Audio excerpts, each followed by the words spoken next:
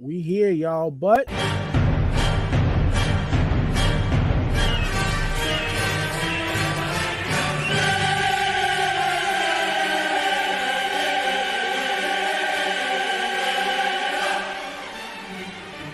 The Star. Yeah, y'all already know. Seven the Panther. That dude Biz on the beat. Yeah. We live in entertainment. Sound chamber. Crown the kings, homie. This is where it get ill. About to have the tip off live as a tip drill. From the court to the diamond, to the track, to the big skin flying around the field. Starting five forever, keeping it real. If it matters in the world of sports, jeans and long sleeves, they taking no shorts. Hot the tempo, yes. These other sports podcasts live as a pros course. Biz market wave, it's starting five goes off.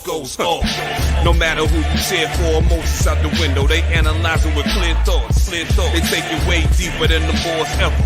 No longer got any use for the four letters. The latest news, score stats and the view from the sideline. Ain't no guideline, it's just the truth. Yeah, no need to dig for a pardon line. It's always in season if people starting five. We going in on three, run the baseline, starting five. Get it, we got what you need. If it's sports news you see, we don't waste time. We talking cause we live it. We got what you need. We going in on three, run the baseline, starting five. Get it, we got what you need. And y'all know me, seven sign, I'm the illest cat stick. I got what you need.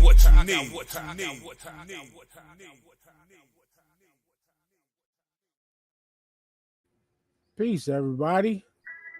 What's going on, world?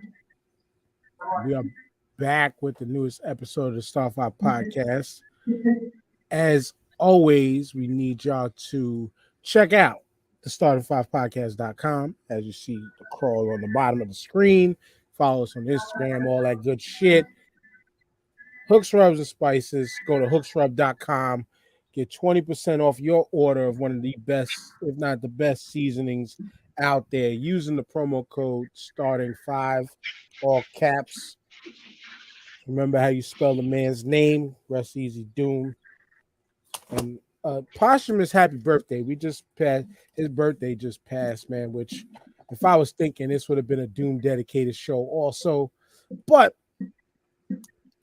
we're dedicating this show to the birth of the Nintendo Entertainment System, but by way of the FAMICON. But we're going to talk about that on the American side of things because we weren't born in Japan. But somebody who looks like they might have been. TJ's like, fuck this.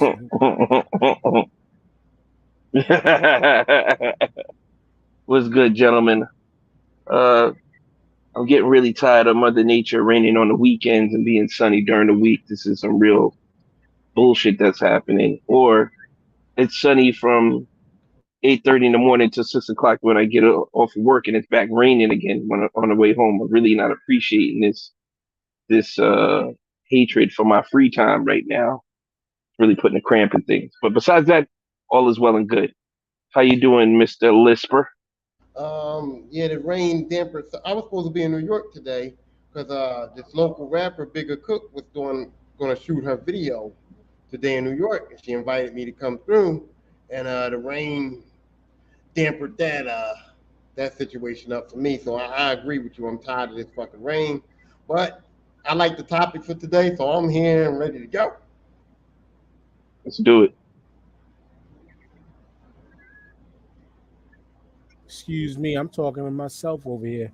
How's everybody week been otherwise, though? No complaints, man. Life is good. I was on call for work for most of the week, but no emergency, so that was good. I do construction, so y'all know I can complain because I've been outside, getting all hot, burning up. But on Friday, that heat. On Friday they brought us out some freeze pops, so it was pretty decent. That was the construction workers pizza party. Yeah. instead of getting them small slices, Everybody got one of the everybody got a cool ice, or what was it, flavor ice? Yeah. You get No, they got the two they got sticks, the quenchers. It's like Everybody gets one pop. Everybody gets one ice pop. and they had to break it off. The two no, they sticks, got they had to the break it off. Here you look, go. they Y'all got these partners. things called quenchers, which is like Gatorade's little cousin or something, and they make freeze pops. It's like Gatorade type shit. Oh, so they're making sure their mules could keep working. It's hydrating Yeah, and lubricating the they're inside. not really that. They're not really that tasty. They're not like a bomb pop or nothing. You know what I mean? Or as y'all call it, your water ice. Yeah, water ice. What y'all call it? They're ices, which, Ices. which we have, which to be honest with you, Ices is the shit like the shit you get at the movies. when you come, no, those are slushies. Yeah, see, y'all call them slushies. We call them ices. And you know, I can understand why y'all call them ices because the cup that they came in said icy on the side. Right. I get it. I Yep. get it. Yo, we ain't too bright over here in Philly. But I will tell you, Staten Island possesses the best ices in the world, easily. Ralph's ices. I've had y'all water ices. WODDER ices. I spelled it correctly, right? You know it's all love. You can shake your head all you want, man. I got mad love for that. Yeah, I look at that as like my second city, even though I'm not there enough. But nah, we got the best ices in the world out here. But yeah, my week, I decided to bang out work because I wish they'd have told me. Even though I was still taking a position anyway, I wish they were honest to me in the beginning and said, "Congratulations with this promotion. You just earned yourself a 6-day a week work week." Now Damn. they paying, but I wasn't feeling right, and this was the first time in a very long time outside of vacation that I took a couple weeks ago that I haven't worked a 6-day a week work week. But it is what it is, though. It is what it is, man. But yeah, man. I mean, we're celebrating in the Nintendo, the NES, the Famicon, all that shit. So I guess we could just talk about video games overall. Which, you know what? One of these days, we might have to talk. What was the best? Actually, you know what? Fuck that. What was the best system you owned? Leaving current gen out of it. So leaving right now PS5, Xbox Series X, like, because those clearly, technologically they're way more advanced at. But what was your like personal sentimental favorite system that y'all owned? I gotta go with the first one I ever had. I was probably one of the first few kids that ever had it. The Atari 2600 put me on to gaming as we know it today. Spent many a nights with that janky ass stick controller with the one orange button, trying to get through these games, man, and using your imagination to complete the game because the shit was so dot matrix. You know what I'm saying? 8-bit, whatever you want to call it. So yeah, man, those are the very first. Like those were the days, man. Me and my brother playing on a 13-inch color TV in our room. Playing Night Driver, Combat, uh, shit, Pitfall. I mean, those were the days, man. Those were some wild times because we never had anything like that before. So sentimental value and just playing something that you've never experienced before. You got to go with the Atari 2600. That who knew gaming was going to take off to where it was today? We always imagined it would, and I think thankfully it's gotten to where the levels of it's damn near real now. But yeah, the Atari 2600 for me, man, for sure. Word. Hey Dan, I just want to say something. I got a story about how I got my Nintendo, and it's based on him. It's based on the Atari 2600. Should I say it now, or should I wait till? Yeah, go ahead. Well, Okay, I want to get there. Hold on, because I wanted to get there, but I want to go with the because I'm gonna add. I got a story too about my Nintendo and all. But what was your favorite system that you owned? My favorite system that I owned, without a shadow of a doubt, was the Sega Genesis. I got the Genesis. It only had 3 buttons. The controller was like that was the first time the controller was rounded. so it fit in your hand a little nice. You know what I Yeah. mean? We used to have those square box controllers. Mhm. The Genesis came with that little rounded controller. Yeah. It had 3 buttons instead of 2. Fit in your hand real nice, and the graphics on the Genesis Yeah. 3 buttons and a D-pad. at first was a little better than Nintendo. You know what I mean? Oh yeah, it had the round D-pad too. Like, so yeah, Yeah. and Sonic freaked me out. so, so the Genesis was my favorite system when I was a kid. Yeah, see, we were Nintendo kids first, and I mean, even from Nintendo to Super Nintendo. Then eventually, I got a Genesis. I think I finally got the Genesis when right when they went to the Slim system, and then they brought out the 6-button control. But my favorite game system till this day is the TurboGrafx 16. Not just Ooh. not just because Ooh. I My well best friend no had that one.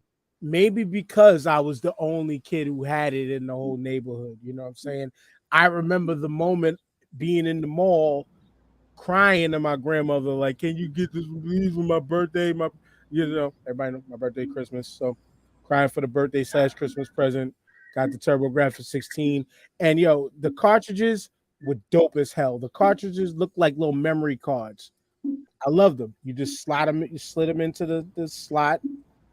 The controller was pretty Yep. decent. It was square, but graphically, it was 2 8-bit processors in the thing, and they called it a 16-bit processor. Um, I'm laughing my ass off because you said you was the only one who had it, right? And none of my friends had a TurboGrafx, and I didn't have a TurboGrafx. And you know why? Because we didn't want the shit. Like nobody wanted that. Nah, I wanted that we joint wanted bad. Genesis. We wanted the Genesis. We wanted the Super Nintendo. Nobody. I never heard nobody ask their mama for no TurboGrafx 16. Yeah. Like My nobody friend wanted got that. So I can't even. I don't even know if I ever played one. To be honest, I don't think I never even touched one of them I joints. wish Yeah. I could still find it now, but I still had the game that came in the package, Keith Courage and Alpha Zone. I still have that. Wow. I still have that card somewhere. I thought Bunk was like their Bonk was their mascot. Oh, Like okay. Bonk was their Mario, their Sonic, but Keith Courage and Yeah. Alpha Zone was the game that came in the package with the system. That was the starter game. You know, Lisper, you say Sega Genesis. And the first system I bought with my own money was Sega Genesis with the Sega CD. That shit was like $200 at the time. So back then, $200 was a lot of money to buy for a gaming system. And I was so proud that I worked for that shit to buy it with my own money. I'll never forget that. That was crazy back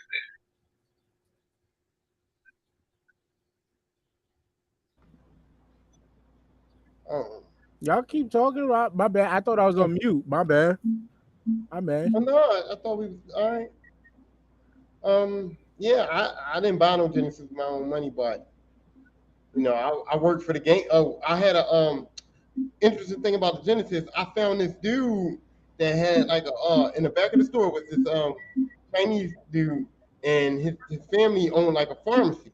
But he had his little room in the back of the pharmacy where they set him up with like the Genesis and the Super Nintendo, and he sold games back there. And I used to then. go Oh back there, shit. and he had the TV back there, and we used to play back there for hours in the back of the store. And he would like sell us games and trade us games. And yeah, I would have to give up, I would have to give up 2 or 3 games to get like a Madden or something, but it was cool because I bagged groceries at the restaurant. I mean, not at the restaurant, at the supermarket, and I would get like $5 worth of change, and I'd take that over there, and I'd say, "Look, I got Astro Smash and $5. Can I get a Madden? Can I get a?" And so I did actually end up making money to like get my own games, but that was only because of his setup where I was allowed to like buy games for cheap on the used stick. That was a joke. You had a plug. Yeah, before Funko Land and GameStop and all that shit, I had a used game Yeah. plug, right? That's dope. See, this is Keith Courage and Alpha Zone.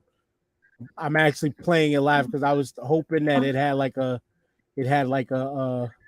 what's the name, and I just died. But one of these days I'll do it again where I'll show you Like what it does, like once you know how like most games, like you got to like that second level that you transform into something, and this dude was he had like a mech suit that he transformed into, and you end up fighting in like a mech suit. It was dope. It was dope, man. But Tyrone, you said you had a story. First of all, I ain't gonna lie, I was impressed by that little video you just put up there. But that was that the look of that game, that was Keith Courage in Alpha Zone. But yeah, okay, so this how I got my Nintendo. My mom wouldn't buy it, but my uncle came and moved in with us, and he had an Atari 2600. So that's what we were playing, and it broke. So when it broke, we didn't have no video game, and my uncle told me that he couldn't buy another 2600 because they had stopped selling it. So me, I think I was about 8 or 9 years old. I called Atari up, and I said, "Hey, listen, I broke my 2600. My uncle can't find no more. I don't know what to do. I really love this video game or whatever." And Atari wrote me a letter back. Literally, got my ad, took down my information, and wrote me a letter back saying that they no longer make the 2600, but here's a 5200 Atari on us. So I wrote Atari. I called Atari. Word? Yep, Atari sent me a 5200 for free on them because the 2600. Yo, that's wild.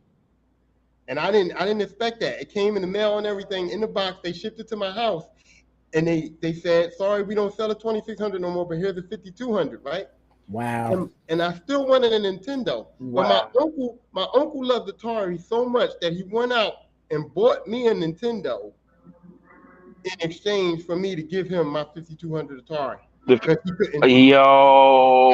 So I got my first Nintendo. Yo, that's wild. True story. That is wild. You I'm came at, up twice. Yeah. You came up twice in that deal, B. Yeah. I'm gonna have to listen to this on the replay because I missed most of the story because this Amazon driver just came here, man. I'm sorry I missed that, but for TJ to go wow like that, yeah, I can't wait to replay this just to hear that story now. Dude, I was so distraught that I was like, I got to do something, and I called Atari myself and was like, yeah, I'm 9 years old on the phone. I'm like, "Excuse me, but my 2600." Yo, how did you find the number to call them? How'd you find and like customer service picked up like that, bro? I mean, it must have been a different time, but It was always on the box. They had the numbers, yeah. They had the phone numbers on the boxes. And back then, your mom was a hoarder. She ain't throw no boxes away. Every box from every fucking basement, bro. I still don't throw boxes away. My wife just threw out my PS5 box like a month ago. Yeah, they used to have customer service numbers on the fucking box. Mm-hmm. Yo, dude called up and got the upgrade for free. And then, but That's the thing was, madness. By the time my uncle wanted the 5200, he couldn't buy them no more either. Like they completely was out. And so he was like, "Can I have yours?" And I was like, "You get that Nintendo?" And It's the smooth criminal swap. That's crazy. My shit. That's a wild ass story. Yeah, that's better than mine because mine ain't a story. Mine is a picture that I want to show, but because of my brother, I'm not going to show it. TJ, you might have seen it on the Facebook page years ago. Again, it was a Christmas morning, and we had the first edition of Nintendo, the one that came with Rob the Robot. My parents was able to obtain the one with Rob the Robot. And me and my brother are right there in our drawers, ashy knees and all, hype as hell, opening that box. And still got a picture of it to this day. Man. Still one of the best things ever. Yeah, man. But after that, like eventually it was just like I enjoyed where just video games just evolved to for us as a people overall, because essentially you could say we were there from the air quotes beginning of the home console. We technically were there from the beginning of, well, not the true beginning, because if you go back to the true beginning, nobody really had the fucking the Fairchild. Nobody had the Fairchild, which that was the first cartridge based game system to my knowledge, one of the first cartridge based game systems. And yeah, like all the video game TV, YouTubes and stuff I watch and things like that. Like, let me actually, while I'm talking about it, let me look it up for you. Fairchild. So you know what? And I always say this that we were like the first people to come up with the home console. The So the Fairchild people that are Channel F. making the games today, like they really thought that are like making them today, they also were came up in the home gaming console time when we did, and they made the games now that we thought the game should have been back then with the graphics and everything like that. So Right. This is the first, like, technically the first at home cartridge based game console. The Fairchild F. I never even heard of that. The Fairchild Channel F. Yeah.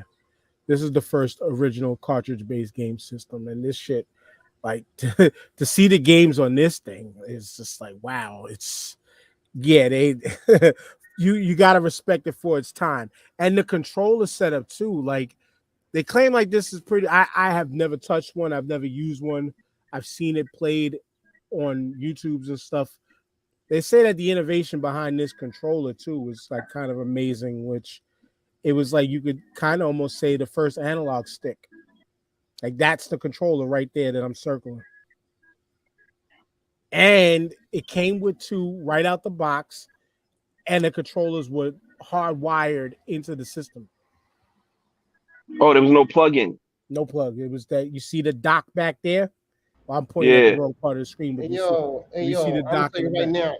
I'm gonna tell you right now, I don't like that no plug-in shit, because there were plenty of times where I had to sneak and pull my brother plug out the John.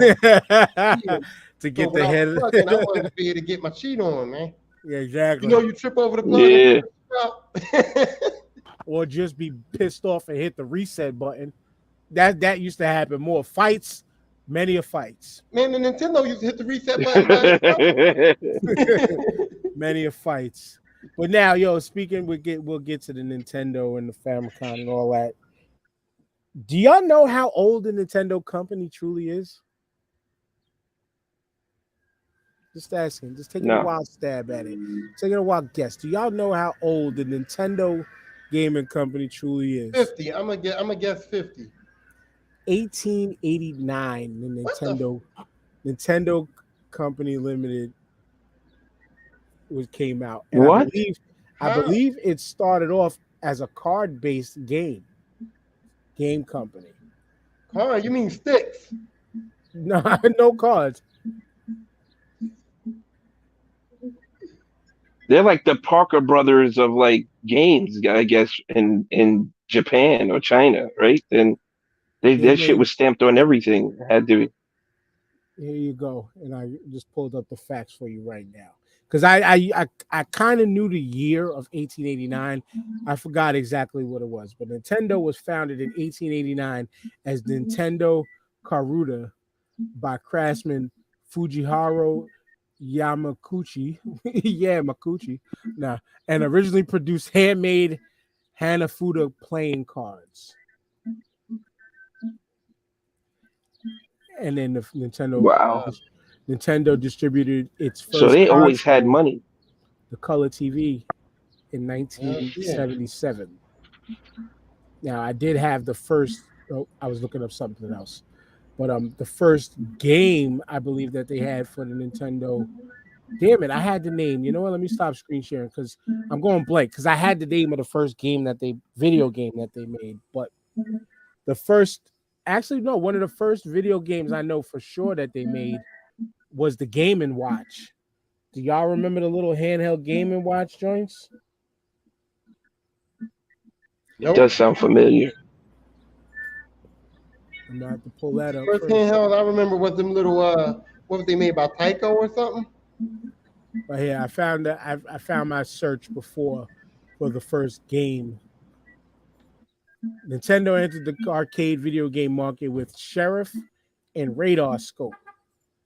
Let's see if we can find the images of what Sheriff and Radar Scope. But this here is the Game and Watch. These things were the Yes. Game and Watch. Yeah, I remember those. I definitely believe remember those. that was one of their first systems. I had one of those. It was a knockoff though.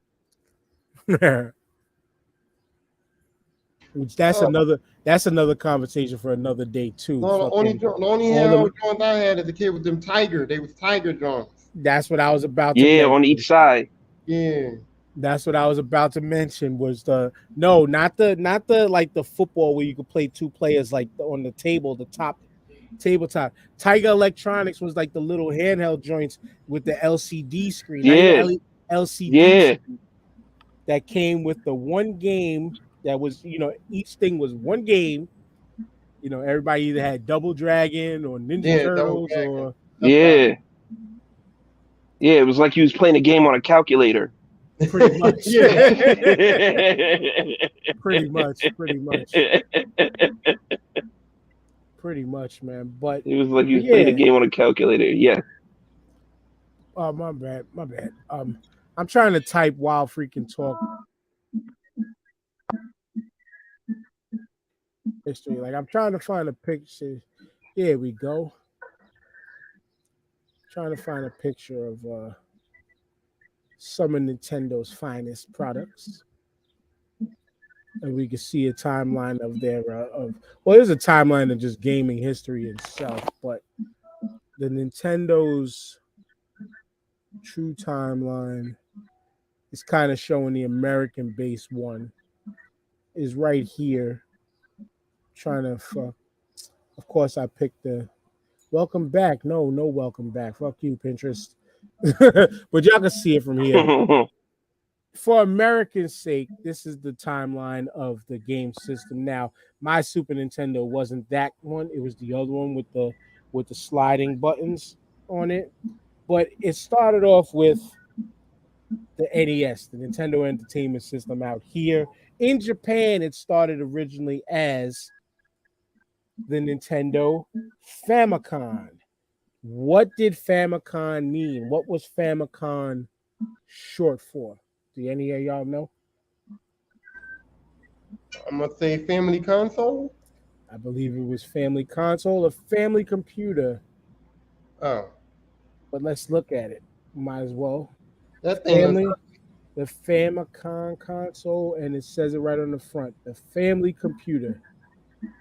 Yeah, it was a weird look. It was a weird look, not to give somebody advertisement for their eBay, John, but let's click to enlarge the image. It was the family computer because this was, they had so many other different gaming types of ways. Most of the gaming in Japan at the time was mostly educational based type video games. And I clicked the picture. I didn't realize it opened a different window, and it didn't show it on the screen share. So we're talking about technology with all types of technical difficulties. Fuck it. But anyway, they, in Japan, and to my knowledge, they were mostly based on like a lot of educational type games and things like that. And I believe, according to how it goes with the Famicom, some of the first games with the Famicon was like tax games or financial games and things like that. So, for people to like pretty much to ease families into the video game market. Then they started to upgrade and started making, developers started making video games, like actual playable games here and there. Y'all know the era we came up in. It was all about high scores, not about beating the game, things like that. But this Famicon led to what gave us the Nintendo Entertainment System, part because they wanted to, I think they believed something like the Americans didn't believe the look. And I think some of the specs within inside of it were different, that it might not have worked on like our electronics over here. And so we got the NES.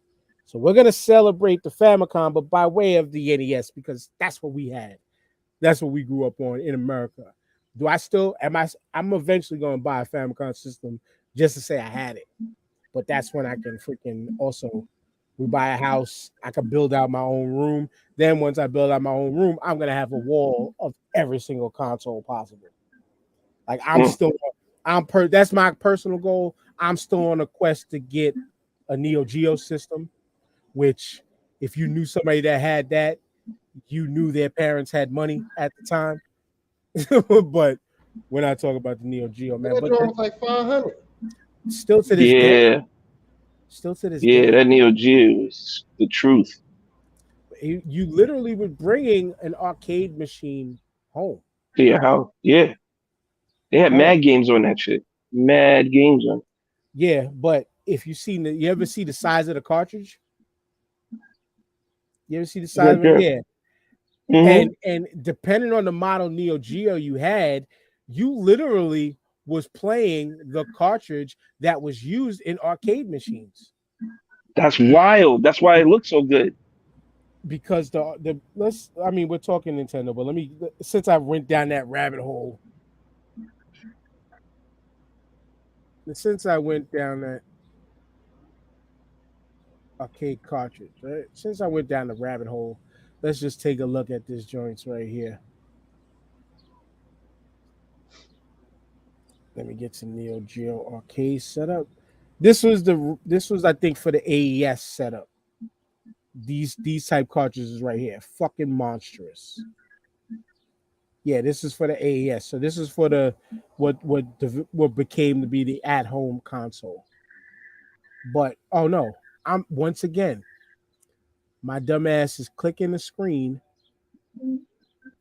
and not showing the screen that I clicked on. This is all types of sloppy. But this here for the Neo Geo AES, this is the at home console cartridge. This is how they looked. They added I stickers remember those. for advertising and all that good shit right there, right? But let me get back to the other page where I was at. Actually, when I click it, yeah, here we go.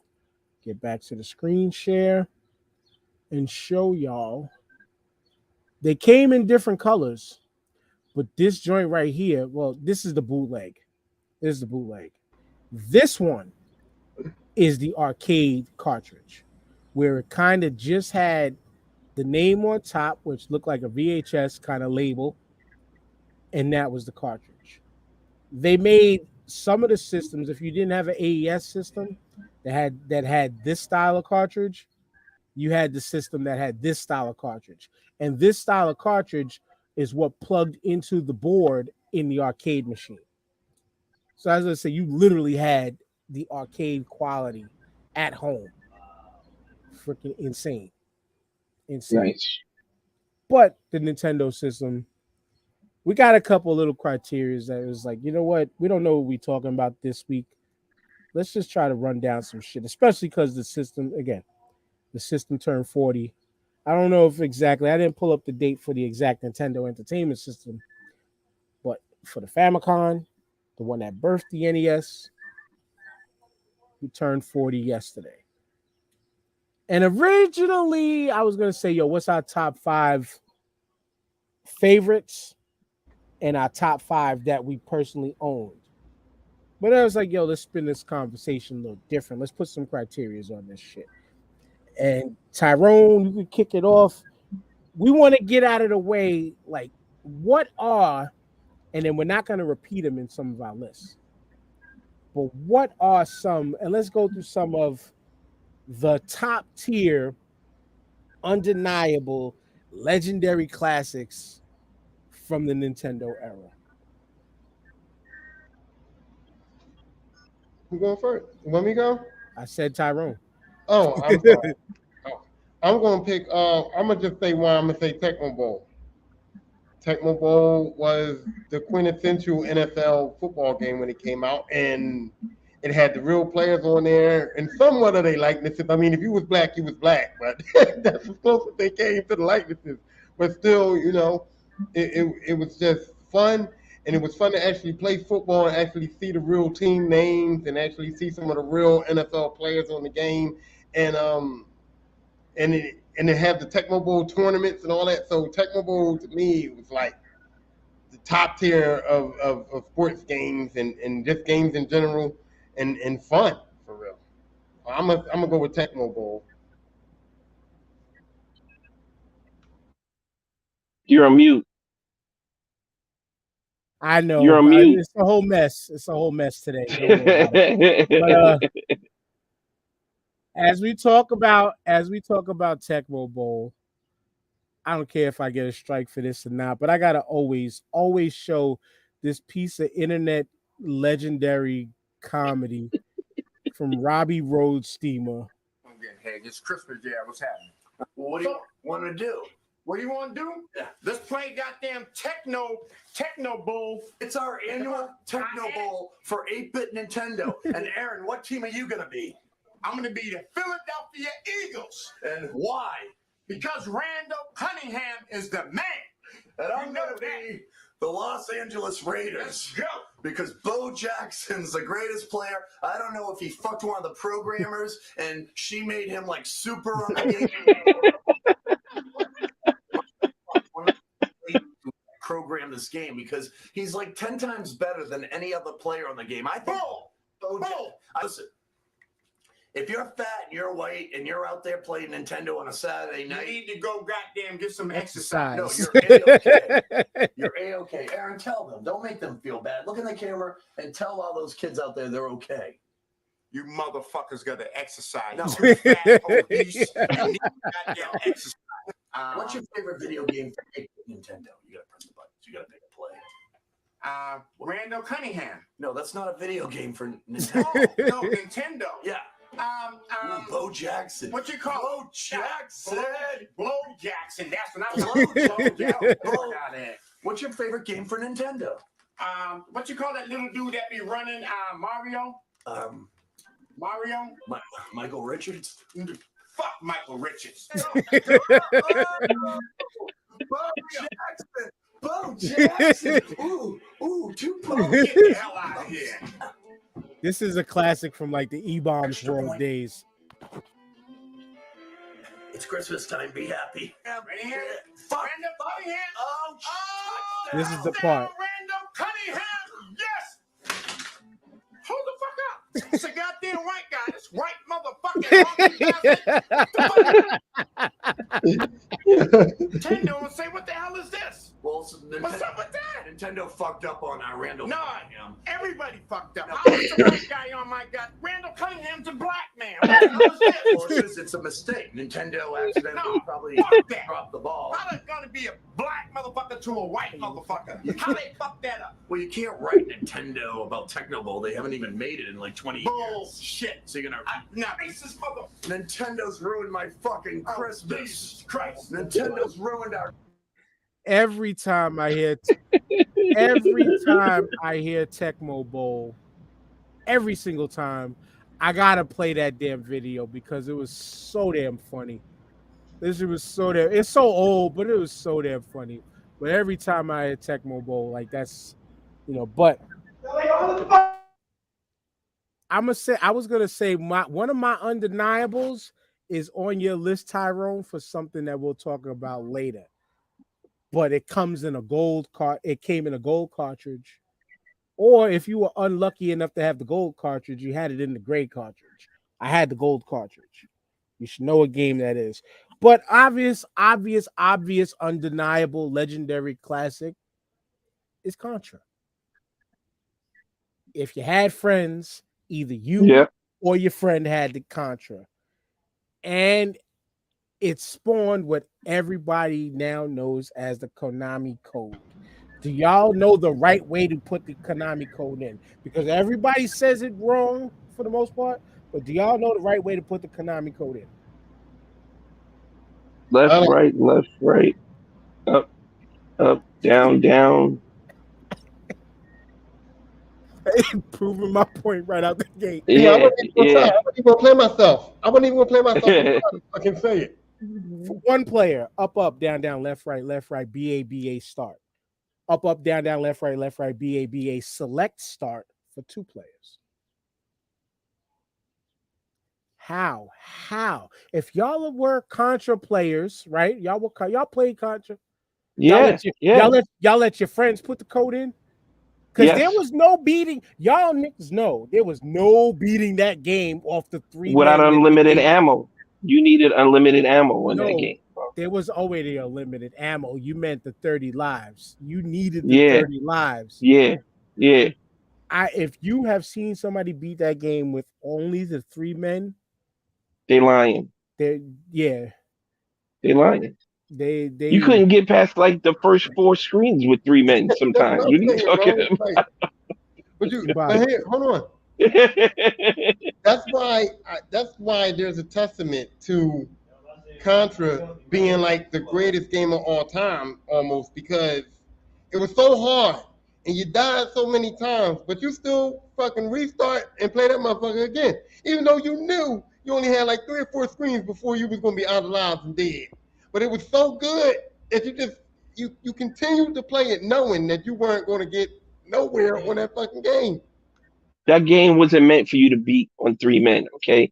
That's why there was a code for 30 lives. Because the game wasn't meant to be beat on three lives. It was not built for that. You had to get the cheat codes or else you wasn't getting past it. It'd be one of the most unbeatable games ever if there was no cheat code. How was you gonna finish that game? Nobody would have ever saw the end of that game. Ever. They wouldn't have known how it ended. at all. And as we was talking about you wouldn't have been able to get past a certain point, like I was trying to find, I think it was on at the end of the snow level, which I think was like the second or second, I think it was the second level. But y'all remember the snow level, the guys that had the little missile launcher joints, or they were throwing it was throwing like the little dynamite sticks that was like pew. Yeah. Oh yeah, yeah, They yeah, went over like that. If you remember towards the end of that, there was that big ass red and blue like mini boss. That was, if you had 3 lives, forget all 3 of them plus whatever you thought you had. Like that was hard to get past alone. That alone was hard to get past. Like once you got to the level where you had to jump up the platform and then go against that thing with the arms that would freeze and then shoot the Oh ball at you. yeah. That one wasn't that hard. That It one was wasn't that. But I agree with TJ that they plan for this. They plan for that cheat code to come out because there's no way that a company can say we're going to make a game impossible to beat and expect Man, kids to want to play this shit. You know what I mean? have So you ever? I agree with TJ that was all part of their little plan. I don't Had want to be. to. I don't want to skip TJ's turn, but one of those undeniable legendary classics. Have you ever played or witnessed somebody beat Ghouls and Ghosts or Ghosts and Goblins? I never played Never, that game.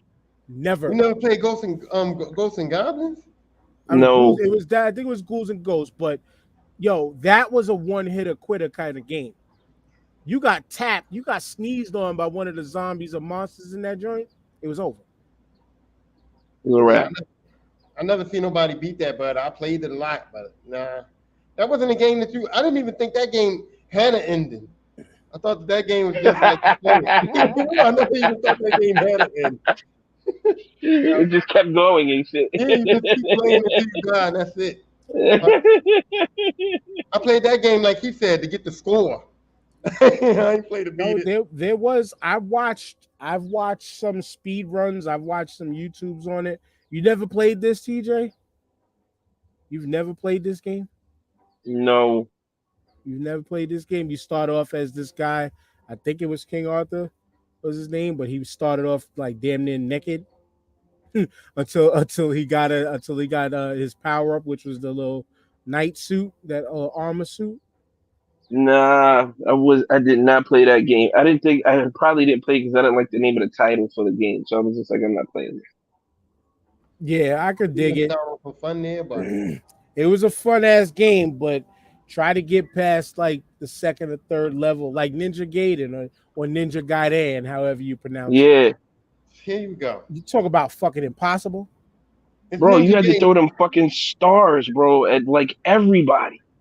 guy Dan. You didn't have enough stars for everybody, dude. They would just kept coming in waves, wave after wave after wave. Is that the one where you had to cross the highway on the top of the sign? You had to go across the highway on top of the sign Yep, and yep, fight them Oh niggas my on the god. highway at the same time, bro? Are you kidding me? yep. You know how many times I got hit by a car, dude? What level was that? That shit Because I was don't that I shit don't was remember traumatizing. I don't remember a car level in that one. When I think of car level, I think of bad dudes where you fought on Yeah, top of bad. trucks, You fought on top of the trains on bad dudes. You fought on top of the subway on the trucks. on the trucks. Yeah, Yeah. that game was legendary. That game was legendary when it came out. So you But put what's bad dudes on the top tier?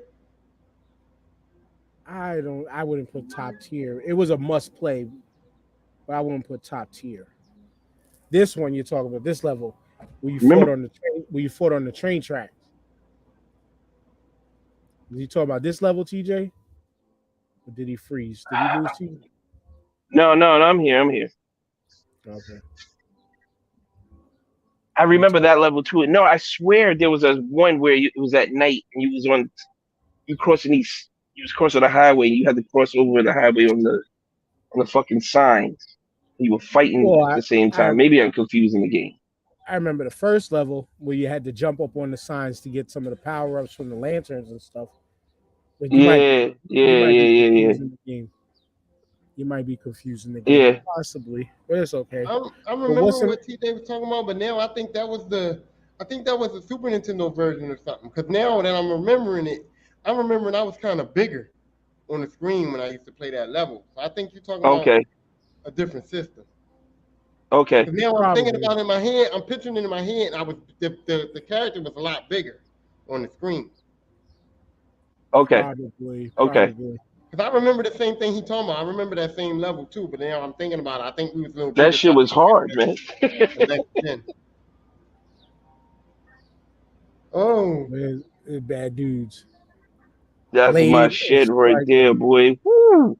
This game was tough though. This game was This tough. game was tough. Not gonna sit through all that. That's a lot. But yeah, see, I got the emulator. Bad dude. Can't give up all my shit. I got the emulators popping. But yeah, man, what's up game? What's up games though, TJ? That should belong like, top tier, undeniable. Like, no Mike rank. Tyson's Punch Out. Yeah, that's a obvious no brainer. Mike Tyson's Punch Out. Oh my god, the fun I had playing that game. King Hippo. You know, who's Great, the other dude? There was like great Tiger, yeah, Piston Glass Honda. Joe, yeah, Don yeah, Flamenco, Glass Joe. Piston Yeah, Don Honda. Flamenco. That's him. I hated that nigga. With the I uppercuts in hated the Don floor? Flamenco. Yep. Yeah. I hated him with a passion, bro. I was gonna say so because I never hated his character before. I witnessed my father try to play and lose to Glass Joe. So we had jokes forever, even though it's of the era that didn't play video games anyway. But who gave you the most trouble? Don't count Mike Tyson. Everybody had trouble with Mike Tyson, even though I be seeing some TikTok lives where people will go to Mike Tyson and dust off Mike Tyson with ease nowadays. But who gave you the most trouble out of all the bosses? For me, Hippo gave me the most trouble. really, until you figured Yeah, out how to do it right. Yeah, right. I was about to say King Hippo was the hardest till you figured it out. Because you yeah, didn't know how to hit him at first. You were like, he blocked everything until you figured out what to he, do. yeah. He was trouble. You know who gave me the most trouble? That fucking Soda Popinski. Soda Soda Pop used to Popinski was tough. my Ooh, ass, man.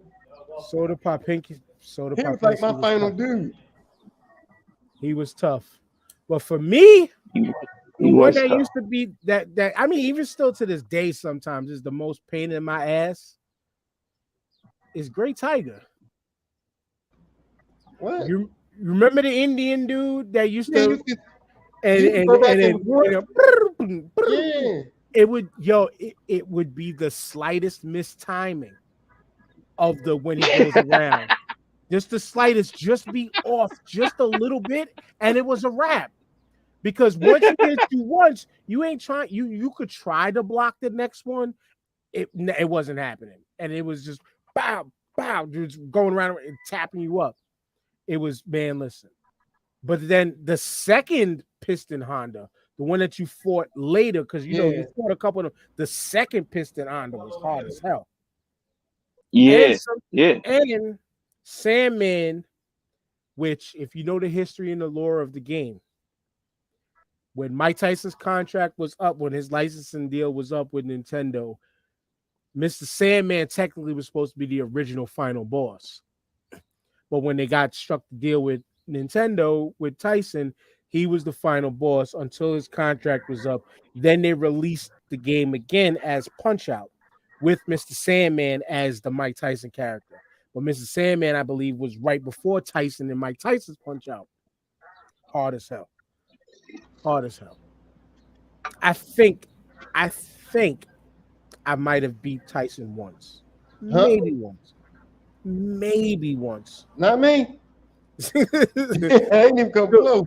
Still one of the hardest game bosses ever. It got to the point with me where I played the game all the way till I got to Tyson and turned that motherfucker off.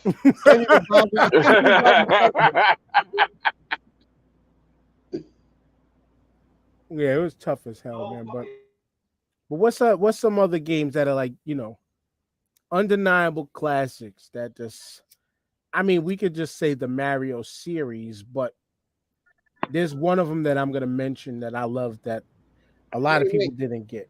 We can't say the Mario series because that Super Mario Brothers 2 was questionable. That's the one that I liked a lot. I like Mario 2. No. I didn't say over any one of them. I said I liked it a lot. Don't get it twisted like I'm saying I like this as the best. But I enjoyed playing Super Mario Brothers 2 because it was dope. Because that was the first time that it opened up the world to where you was able to play as Mario, Luigi, the princess, and Toad. And they all had their own little special powers. Like Mario was the balanced character. Luigi jumped high. The princess, you was able to run up, jump, and glide because of her dress. And then Toadstool, you was able to pick up everything super fast. He was the super strong one. And especially when you drop the those magic potions to go to those like the dream world like bonus things in the background. Like remember how you go in the pipes in the first and third and go to get the coins and shit? In the dream sequences of the second one, when you drop the potion, you went to another space to go get coins, but you were pulling what in the regular world would be turnips or whatever. You're pulling the roots and popping coins out, but you're doing it lightning fast with Toad because he was strong. Everybody else would be like, Luigi was the weakest one, and it would take the longest for it to happen. So remember, video games is about scoring points. You would score more points with one than you would score more points with the other. But the princess was one of the best characters to use in that game because there were certain points that you had the perfectly timed jump that you could jump with her and just glide right across. But yeah, I liked Mario 2 a lot. And I learned that Mario 2 was technically a totally different game in Japan.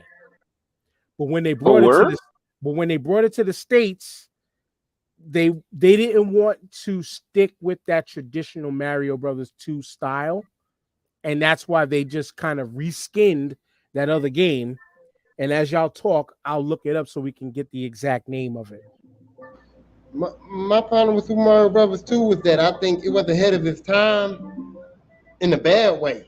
Like it was ahead of its time with innovative, like you said, allowing you to have different characters, having different characteristics and all that. But at the time that it came out, I didn't want to do all that shit. I wanted to jump, get the fireballs, throw the fireballs. I was used to like how Mario was Mario, so that was too much for me. That was like all this extra shit that I wasn't ready for. Now, in hindsight, I can say, damn, that was a good idea. It was kind of innovative. But at the time that it came out, I'm like, what the fuck is this? I don't want to be the princess. I don't want to. No, I want to save that bitch. I don't want to be her. You know what I mean? Like, it was ahead of its time, but it was just too much for me to take in. I was simple at that time. and I didn't want to do all that, so I didn't really. You just wanted to mash buttons. That's Right. what you wanted to Yeah. do. Yeah, I ain't want Now- to have to think about how to play the game. This was You don't want no originally- strategy. When they brought out Super Mario Brothers: The Lost Levels, this is what they say was originally supposed to be Super Mario Brothers 2, but it was actually brought together. It was brought from this game here called Doki Doki Panic. This was what we got in America. This is what it originally was in Japan, and you could tell by way of the I forgot what they were called, the boos or whatever. All those little things, all these little aspects of the game was all within the game, but just represented as Mario, the Princess, Luigi, Toad. And you got like the Yoshi-like characters in there that you had to go beat, which if you remember at the end of each level, they shot eggs at you. You had to try to jump on the egg, grab it, throw it back at it. And speaking of eggheads, big up. All is well, I see.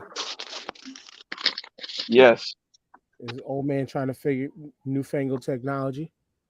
Okay, there we go. I'm like, what the hell? Hey man. Hey man. It's good. You're off camera. You're off camera. You're Oh, off man. camera. My bad. He's showing us the trap house. There you go. There Remember, you he used to be in the dark. Now he want to show us everything. Yeah. That must be awesome. Right? He forgot to throw out The condom trial's that you over. The trial's over. He's been convicted. He's left. safe now. You know what I'm saying? He's free to roam the streets again. You know what I'm saying? He can come outside now. He's happy. You know, this man is doing 25 to life, and it's all right. He's got no chance of parole, No chance. and Man. you know, life is good for now and shit. Like, you know. Word. So what we kind of passed by a bunch of things, but there's one thing we got to come back to with you, because I asked the question of what was your favorite game system that you owned that's not current gen. What was that for you? Oh, easy. TurboGrafx. I wasn't the only Negro with a TurboGrafx. High five in the fucking camera. High five. Yo, yeah. Because Tyrone blatantly said, "Yo, none of us had no TurboGrafx 16s out here." That was a New nobody York wanted thing. it. He's That like, was a nobody New York wanted it thing. down there. My man's in there. I could go downstairs and ask my brother right now. What was his favorite? He'll tell you the same. TurboGrafx 16. Wow. TurboGrafx 16. That fucking system was phenomenal. That's crazy. Wow. I'm telling you, we didn't even want that shit when we was.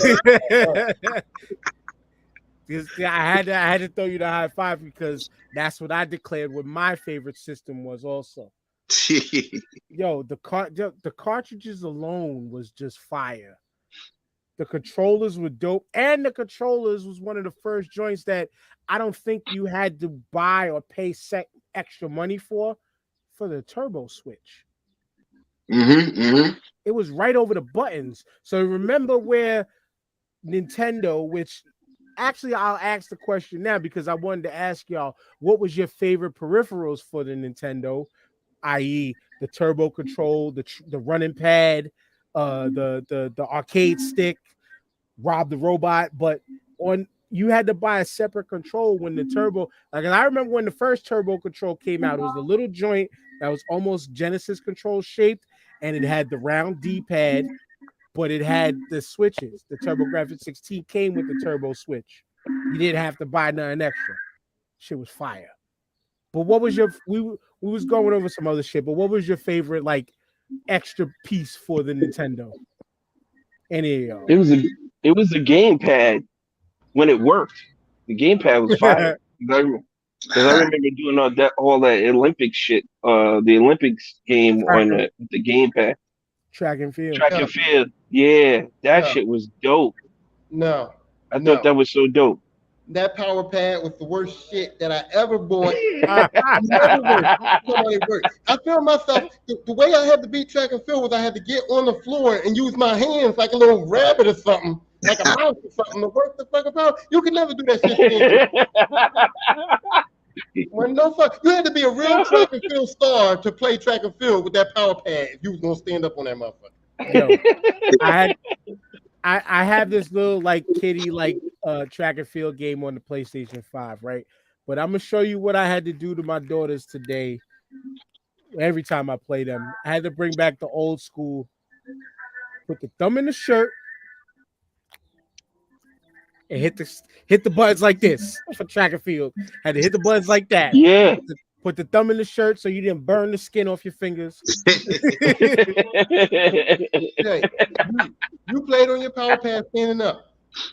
You really stood up on that joint. Yeah, I could never beat the hurdles.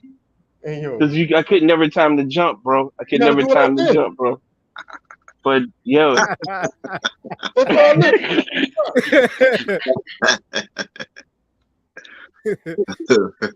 I was like, I hated the hurdles. I was like, yo, that's an L for me. I'm not winning that. I'm not winning that. But yeah, that was fun. It worked for like 3 months, and then it would just turn to shit afterwards. It's back on the controller afterwards because we'd beat the shit out of the gamepad because it just didn't work. Nintendo, though. The whole Nintendo, any game you bought after 3 months, it kind of turned into shit. You had to put another game on top of it, blow it, put water in it, alcohol, wipe it down. Yo, did y'all know? I don't know if y'all spoke on this. Did y'all know that they actually came out and said that kids blowing on the cartridges never worked? It was it was like useless or whatever. Don't ruin my placebo. because yeah, I was gonna mention like everybody. It was funny. I actually said this on somebody's TikTok live the other day. Everybody had a trick to make their Nintendo work, and your trick did not work on your friend's system. Once in a while, it did. No. Once in a while, it did. You're right. But it never worked. And yes, blowing the dust out of the cartridge, like they used to be like, some people will be like down and up. I mean, up and down, or down and up, or go across like a damn harmonica. Or that was me. I was harmonica and that shit. Yo, and them shits worked. And that shit worked. I don't give a fuck what it worked. One time my brother came home and said, Hey Tyrone, this motherfucker down the street put water in his damn car. I said, no, he didn't. And sure enough, I put water in my Double Dragon, blew the water up, and that shit worked, bro. Because I never did that. I never. wasn't stupid enough to put water, but the one thing that they said not to do when you look at people who repair video game cartridges today, the first thing they go to is isopropyl alcohol to clean the leads off the cartridges. Yes, we could have did that shit, but again, today we know more. Then we didn't know better. Yeah. Today did y'all stick 2 cartridges in? Yes, to keep it down, to make sure the contact. To make sure. Yep. Put the other cartridge on top of it. Yep. And it wouldn't even go in all the way. It was just enough to wedge it down. Yeah, just to wedge make it work. Because the springs and the latch probably broke in it or something. But you said something, because we told our stories about how we got out first. You said something interesting in our group chat that I said you got to tell the story on air. I'm gonna tell you. Okay, so back in the day, we're talking like 84, 83, 84. I used to live in Parkchester. So I don't know I don't know how familiar any of y'all are with the Bronx, Parkchester, Bronx. Macy's. BX. Yep. Yeah. Macy's was the thing. So my brother and I, we lived on the other side of Parkchester, which is like we lived by like St. Raymond's church over there. So we had to walk all the way to Macy's just to play the display. And we would be on that display for hours. And yeah, man, my mom just would not get it. It was like $100. She was like, yeah, no, I'm not doing it. And of course my pops, my pops in his background, what are your grades like? And so it never happened. I think I got my first no, I'm lying. I had a 2600 and then from there I went to Genesis. Yeah, and then from Genesis I went to TurboGrafx. So you just made like the astronomical leap, like from That was a crazy leap, bro. Yeah. Never. He went from dot matrix to 64-bit. Yeah, yeah. I forgot to mention, like it wasn't my favorite system, but I was able to acquire a Sega Master System. And that was one of them systems, like from my friends' groups, nobody. That was the system, Yeah. Tyrone. Nobody had a Sega Master System around us. Yeah. But my neighbors did. No. And before they moved, like they let me borrow it, they moved, totally forgetting that they left me their Master System. And so I had a Sega Master System. One of my friends had the Sega Master System, but all he had was Shinobi. That was it. Yeah. He only had Shinobi. That was the only game we ever played on that thing was Shinobi. I had great football, great baseball, and it might have been Alex Kidd in Wonder Zone. But I definitely played the hell out of some great football and great baseball because I loved sports games, still do. But let me see, because dang it, I guess I must have moved it or deleted it. I was gonna pull up the actual game footage on my emulator of great football. It was a bad game. It wasn't a good game. It was a game where you played 20 minutes, but you're in the fourth quarter, and depending on the team you were playing against was how bad of a lead you had to make up. So it would start you at like 28-0. And you had to come back with that. Some of them was 40-6, and you had to come back from that. Like it was a weird game. It was slow. It was a little faster than 10-Yard Fight, which I'm sure y'all remember 10-Yard Fight. I remember 10-Yard Fight from Nintendo. Which when I first played 10-Yard Fight, that was one of the hardest games to ever score in. The hardest. You're talking pre-Madden. Oh, that was pre-Madden. That was pre-Joe Montana. Remember Joe Montana? Which was Genesis. Yeah. Joe Montana Sports Talk Football on Genesis is still the best football game I ever played in my life. My favorite one of those was when he went to the Chiefs. Yep. And that was the best football. It was way better than that. That's what made Madden go out. Well, 2K came out too, but that's what made Madden go out and get that license because 2K made a better football game than Madden. At the time, absolutely. Yeah, you're right. Y'all like Tecmo football? We talked about Tecmo earlier. Oh, okay. We put Tecmo Bowl on the level of like GOAT tier, like must play. You should have had it. Something games, whatever. But let's get into our list, though. We already did the top tier. So, Big O, even though you said you had your limited run with the Nintendo, what was the most fun game you played on Nintendo? Trying to stay away from some of like those top tier obvious joints. Okay. Well, did I mention Double Dribble? No. But Double No, that was I was gonna make your most fun. Yeah, for me it was fun, especially if we had Boston. It was fun because all you had to do was go to that corner and just rain threes. That was before 3-point shooting was crazy like it is right now. Yep.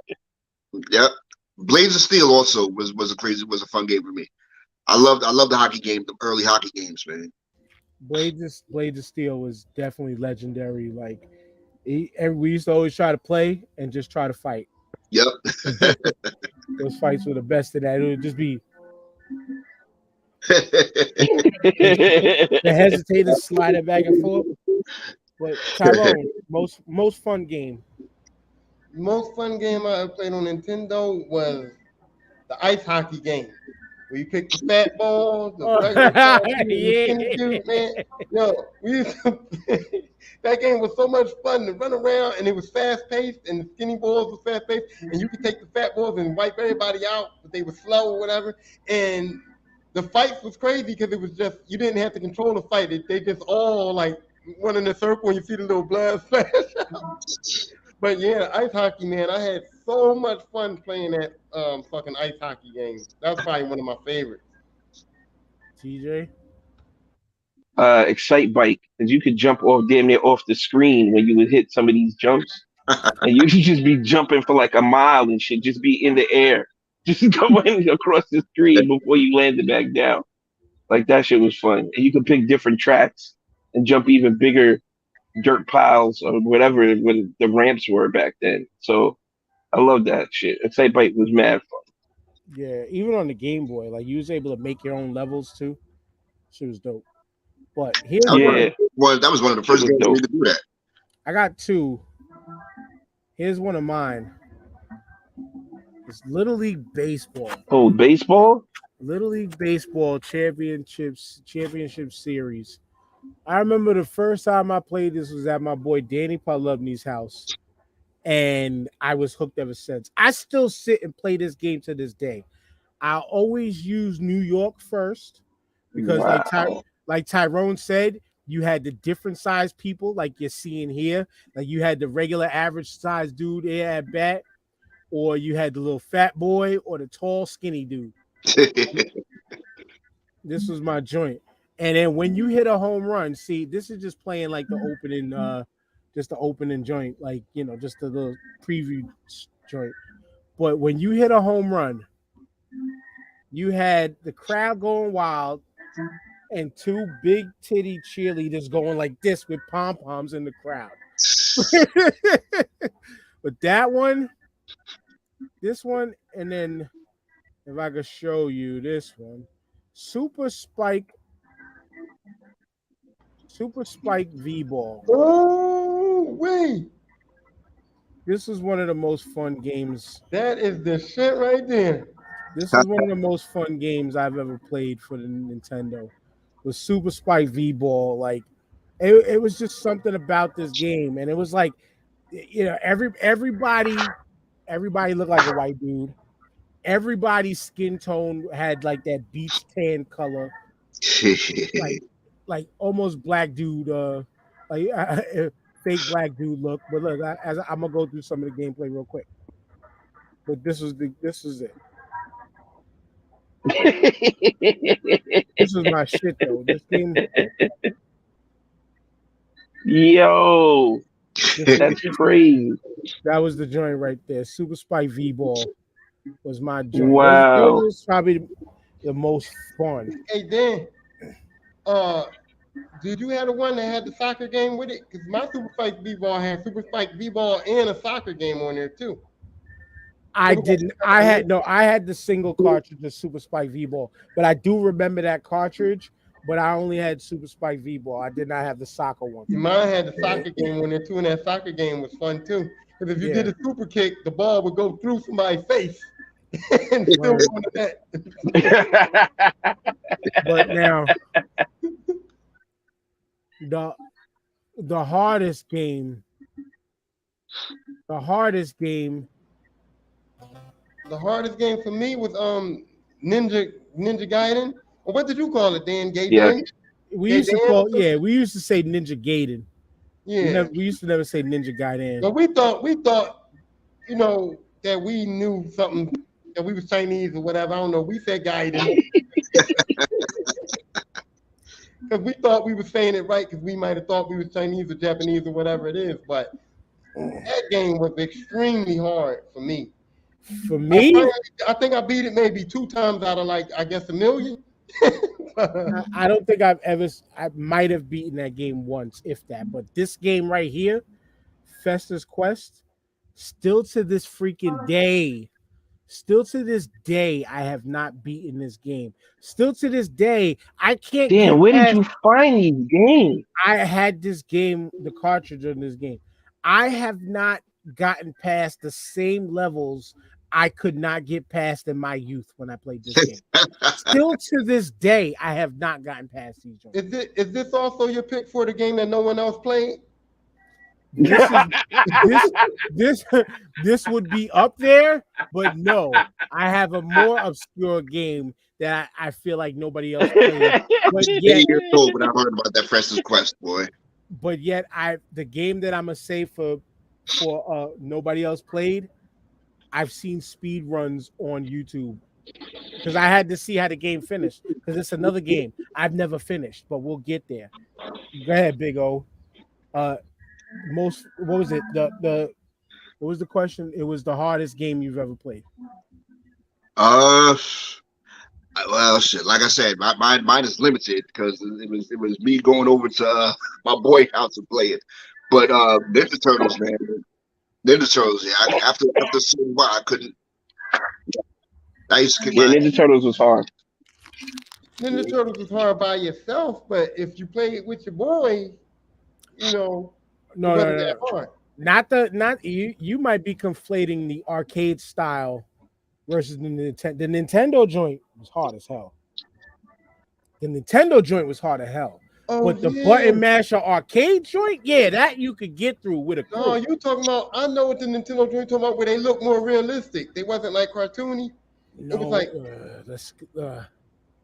Mm-hmm. I remember a Ninja Turtle game where they didn't look like all cartoony like the arcade one. They looked kind of like almost like a little bit more realistic, and they was yeah, like that a real was ninja game.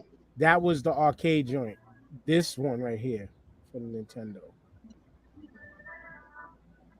Well, no, this was TMNT, the arcade game. Yeah. This one here, Yeah. this model, this version of the game. This was the one you were talking about, Tyrone. Yeah, that's the one I was talking This about. is the one you was talking about, but no, this version was hard as fuck. It was dumb hard. This Yeah. version was hard as hell. But TJ, Yeah, I what you remember got? that now. I remember that. What you got? I never beat Spy Hunter. I never knew what the ending of Spy Hunter. I never finished that game.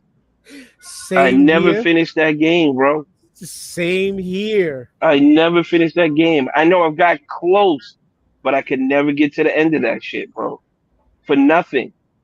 They threw like the kitchen sink at me on one board, and I was just like, "What the fuck? How am I getting away? I can't beat it." The truck was coming. They was dropping shit on the screen. It was just wild. It was chaos. It was chaos. That next to the last board, it was fucking chaos. There was no pattern you could follow. I'm dropping oil spills. That shit was crazy, bro. What's that? Spy Hunter? Yeah. Yeah, man. I never beat that shit. Spy Hunter was the game that remember TJ. I'm sure you might remember. Remember how I mentioned being at Wiki Ian's house back in the day, and the first time I heard Small Time Hustler from the Discmasters. Yeah. If you remember that story, which I've said on this podcast many a times over the years, that was the exact game that we were playing at his house when that song came on. And I didn't learn to maybe like earlier this month or maybe last month or so from watching my YouTube video game joints. I don't think there is an ending to Spy Hunter. Spy Hunter was just a high word? Spy Hunter was just a high score game. No. I'm about to. There had to be an end to that joint, B. I don't think Spy Hunter had an ending. I think Spy. I believe. Yo. According to what they said on this video, Spy Hunter was just a high score game. No. Game, I thought there was an ending to that because you had to see somebody at the end or something. The game has no ending, and plays continue until the players lost all cards. Yeah, that's why I couldn't beat it. Exactly.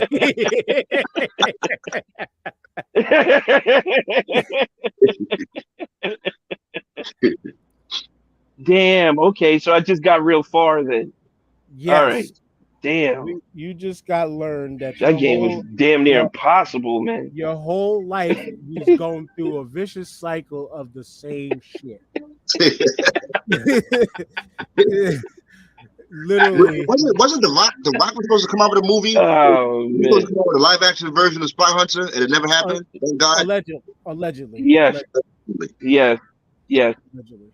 But we all went with the hardest games. Games you beat the most, Big O. Do you have one? Because you said again you're limited. So Yeah, nah, I don't. That one I don't have. okay, TJ. The game Games on I beat Nintendo the you most.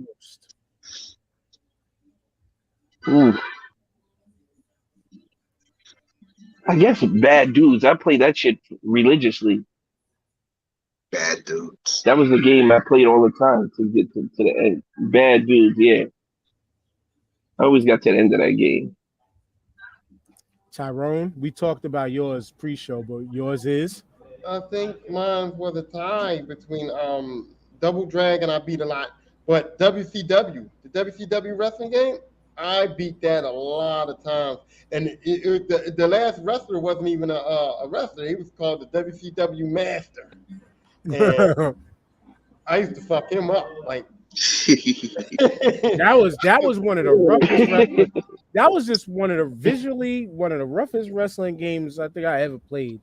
One of the what? The roughest looking the WCW wrestling Nintendo game. Oh yeah. The pro wrestling game looked a lot better and played a lot smoother than WCW, but it was something about getting them light blocks to light up that just had me fucking in it. You know what I mean? So yeah, I think I probably beat WCW the most out of all the games. And I like the way they had that round robin tag team tournament type thing too. I really like playing that part too. So I beat the tag team tournament a lot, and I beat the actual game a whole lot. Here's what it was. It was very white. But yeah, this one wasn't bad. But for me, as I just drew a blank on the other one. Oh no, I remember. Which I forgot to add into the all-time greatness. Nobody can take anything away from it. Mega Man 2. I beat that game a whole lot. Ooh. This game here. Ooh. This game here. DuckTales? DuckTales, as I was telling Tyrone pre-show, I literally counted when I was younger. I've beaten this game legitimately over 100 times. On every mode? Not each mode 100 times, but yes, I've beaten each mode, but for a total of over 100 times. Once I got to like 105, that's when I like fully retired from playing this game. Until like this emulator, until the emulator, which they had the dope levels. They had the dope levels. You was able to get what was that damn rocket? The dude who looked like them. What was his name? Gizmo Duck? Gizmo Duck. Yep. You was able to get Gizmo Duck eventually in this game. Like those levels. I think this was one of the levels, but this is pretty much it. Like you go around just freaking jumping on stuff. Dang it. Like you use your cane as a pogo. Everything is Super Mario-esque. You I was die. gonna say, it looks like Everything is Mario-esque. But this game I beat the most though. For real, ever, I beat this game the most. But the game you still haven't beat, I already expressed mine, which was Festus Quest. TJ said, TJ already said Spy Hunter. Yeah, that don't count. That was it for me. That was it. That's a new discovery though. So what's a different game? That's a brand new discovery. But you didn't know you was getting circle jerked all these years. I never beat pro wrestling. Oh my god. The pro wrestling game on Nintendo. I never beat the pro wrestling because you had to go to the champion, and then once you beat the champion, you had to defend the title 10 times, and then fight, and then you got to the Grand Puma or something, and it was like, so you had to literally fight like 20 matches to actually beat that game, and I didn't have time for all that. So I never beat pro. You had no patience. After like the 5th title defense, I was like, man, I'm going to fuck outside, man. I can't Yeah. Yo, you think about it. Yo, you think about it. This is before the PlayStation save card and all that. So yeah, you was doing it all in one sitting. Yep, you had to. You had to either Yeah, do it all in one you had sitting, to. There was no. or you had the game cartridges that actually had the battery backup inside of them, which were rare to find. But Mm-hmm. this is But then, so nobody said Super Mario Brothers. Nobody said Mike Tyson Punch Out, Contra. we talked about them We on the beat those level games though. on we talked about them on the levels of we don't need to talk about them too much because they're just automatic greatness. Got it. We didn't need to bring up the obvious hits. Like those are the obvious joints. Like, and we Got that we cleared that out of the way already. Got it. But now that one game, and I guess I'll start with you again. That one game you felt nobody played on the NES but you. Man, you're gonna have to come back to me on that one because again, it's I didn't have my own, so I had to go to my boy Right. crib. I'm just trying to be fair and add you to the conversation, but I keep forgetting. My bad. Tyrone. My brother had this game called Karnoff. And I it was remember like Karnoff. it was like this big dude. He was bald headed. He looked like Iron Sheik a little bit or something. And he could shoot fireballs and jump and stuff. We played it a lot, but I've never seen or heard anybody else ever play it or talk about it. And sometimes when I used to go to school, and I used to be like, yo, I was playing Karnoff last night, and them kids used to think that I was lying, like I didn't even have a Nintendo. You know how you say you got a video game system and kids look at you like ain't no fucking way. You just making shit up now, Tyrone. I remember Karnoff. I do remember Karnoff. I do. TJ, what you got? I don't know. I don't have a one-off. I never. Because I got a few. If you got more than one, that's fine. I don't. No, you got a couple because. Dan's bringing up games and talking about games I've never even knew existed. Like I'm like, what is these shits? I'm new to all of this right now. Like this one right here. This one right here is called Solstice. How I even found out about this game was accidentally renting this game. Accidentally renting this game. And if it wasn't for like YouTube, I still don't remember the concept of it. It pretty much was like a level scroller where you go around. Let's see if it'll play. I think it'll play like a little joint, a little sample joint. Yeah, it looked like this. But you went around from room to room, collecting spells and potions and shit like that. And I know, as y'all said it, but you can look them up on YouTube. There's people who've played this game before. Just nobody in my cipher ever played this game before me. I never even heard of this game before until right now. This game came out in 1990. I'm looking it up right now. Yeah. Solstice. And then this game right here, I was reminded of by way of a YouTube video. It's called Clash at Demon Head in the summer of 1990X. So allegedly, we were supposed to be living like this game.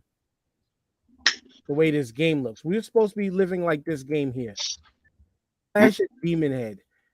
It was a pretty interesting game. It was like a puzzle, like not puzzle, but like a it's a side scrolling, but I guess like puzzle type game where you had to make your way up through all of those dots and make it to the top of that mountain. I might have only ever made it around here where I'm circling. If you can see the mouse cursor, I've only ever made it around there. Yeah.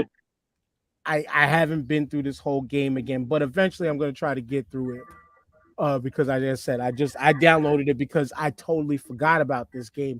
I think this is another game that I rented because you used to be able to just try shit just off the way the cover looked, and you didn't. You know what I'm saying? Like, but this is one game that I feel like a lot of people probably did not play. And you ever rented a game and had the wrong game inside? That was all Talk the about time. That devastation. happened all the time. Talk about. Yeah. Talk But you know what they about used to do? People this used to rent level the of game and disappointment. keep them and put another game inside. Yeah. Because Funko Land didn't never used to check. They never checked. Like when I used to turn my games in at Funko Land, they used to say throw it in the box, and I would just throw it in the box. They never knew what the fuck was in there. So if you wanted Madden, you could rent Madden, and then you can put Bobo the Clown back in the Madden case and turn that shit back in. Yo, TJ, I got a story. you got your culprit right there, man. I got a story of just that right there. But I just told this story yesterday too, which is funny. But no, that's how I learned about Grand Theft Auto, because I was going to rent something else. I totally forgot what it was, but I was going to rent something else that started with the letter G. And I get home and I'm like, what the hell is this?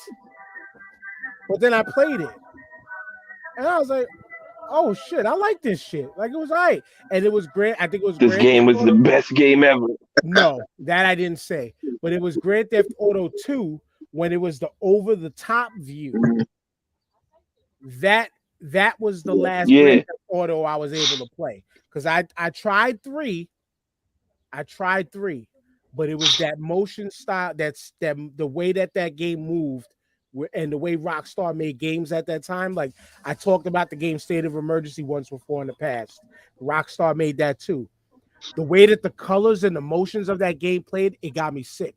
So I couldn't play. Word? Yeah. I've described this on here before about me getting sick. Yeah, you mentioned it before. But that was a style game. I remember that.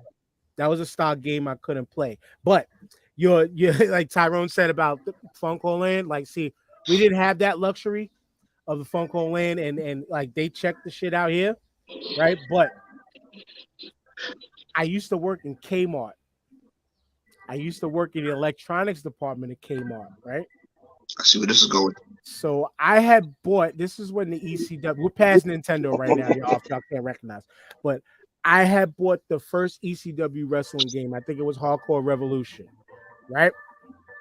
And I was like, yo, I'm loving the game. I'm playing with Rhino, Taz, all these people, you know what I'm saying? Loving the game, right? But then I was like, fuck, I'm broke. I need some money. It's like, damn, I just bought this game, but I don't want to get rid of it. Light bulb went off in my head.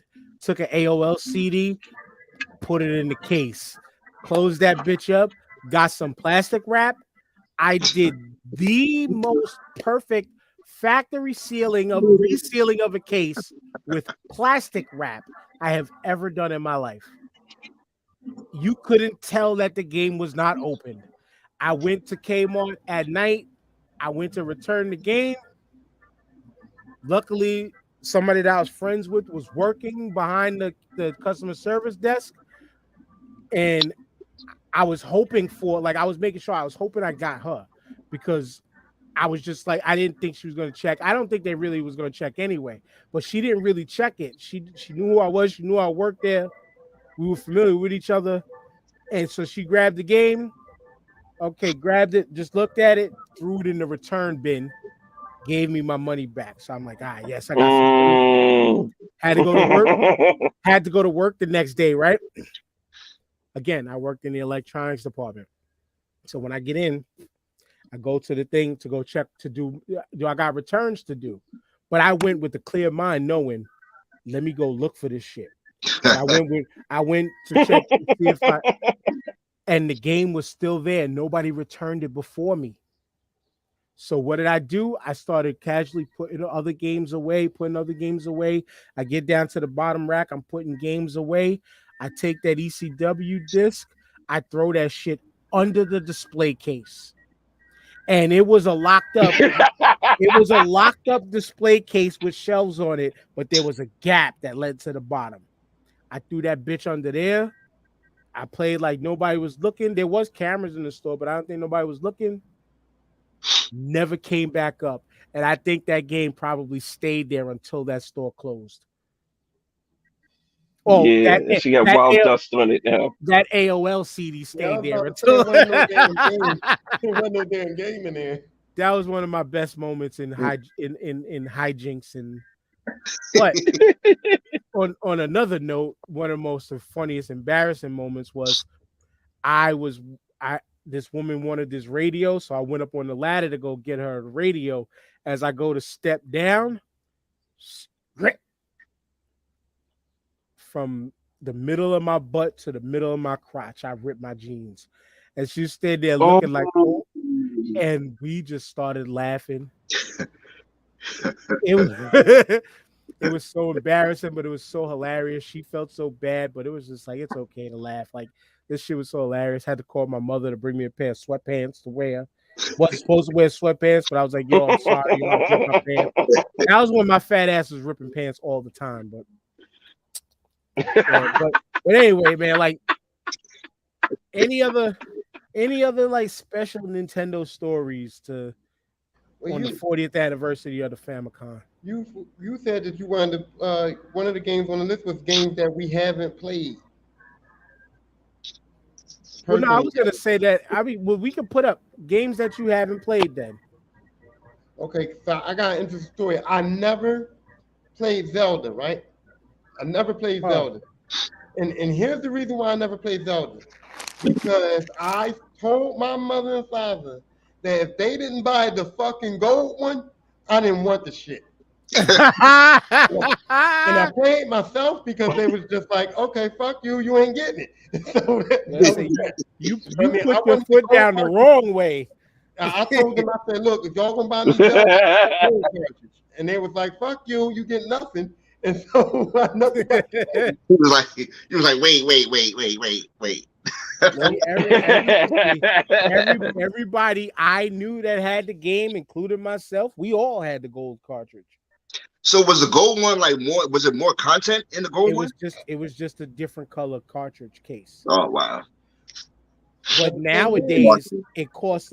If you have that one unopened with pristine packaging, it costs a lot of money because the gray one now is easier to come by than the gold one. Right. But the thing is, I played myself for nothing because it didn't have no extra content or nothing. I just thought like I had to have a gold one because everybody else was going to have a gold one. You know what I mean? So you did. You were right. My dad said, what you want for you? You know, I got a good report card. My mom and dad was like, yo, what you want? I said, I want Zelda. But my mom was like, you know, all right, I'm gonna go out and buy the Zelda. And I said it with my chest too, like, you come back here with that gold one or don't come back. Like, I was hyped. And I said that in front of my dad, and he was just like, nope, you ain't getting it now. And that was it. So I never got your way out of it. Nah, that game. Damn, that was balls right there. That game for me, it felt like. Oh, well, it was stupid. Yeah. That game felt like who didn't have the gold cartridge, to be honest with you. Like, and I can still go back to where I don't remember the exact address, but in my mind, I can go back to shout outs to my boys Harold and Jared, where our parents, rest in peace to Big Harold. We used to, parents would be hanging out, we'd be upstairs playing in Nintendo, and we're all there, we're there like super nerds, studying and rocking out on Zelda. And then Big Harold will come upstairs like, oh, did you guys do this yet? Like you could tell he played Zelda too. It was just like, I think that night we got as far as getting the blue ring. Like, yeah, we'll go back. All right, man. I can sit here and just reminisce on Nintendo shit all day, all night. Going across the street to my boy Manuel's house to play Contra, to play Bad Dudes. Like he had them joints. I forgot all the shit that me and my brother had, but I will never forget that Rob the Robot though, because with Rob the Robot, with the packed-in games, it came with Duck Hunt and Gyromite. With that, Didn't he help you? Didn't he help you with Duck Hunt? No, he was supposed to help you with Duck Hunt, right? No, Rob the Robot was supposed to be like if you were an only child and you wanted to play Gyromite with two players. Yeah. Rob the Robot was supposed to help you play Gyro Blade. Mm, And what it had was it had okay. like a spinning top. And what it would do is it would spin the top, Right, and he would put the top grab on it, it. and then put the top on the right pillar to open up the pillars for you. Because if you remember Gyromite, it was just 100 levels of get through the board, but open the red pillar, open the blue pillars, open the red, and you had to like properly time them to get through the stages. It was a cheap-ass game, but it was a That decent sounded game. horrible. For today's standards, absolutely. But at the time, it was. I mean, you're just opening the box and you got 2 games to play with. You know, and then who didn't like? Who didn't Yeah. cheat with the laser gun with the zapper and point the joint right at the screen? That's another thing that didn't work. That zapper worked for like a week. That zapper worked all the damn time. Yeah, if you put it on the TV. No, that was the cheat.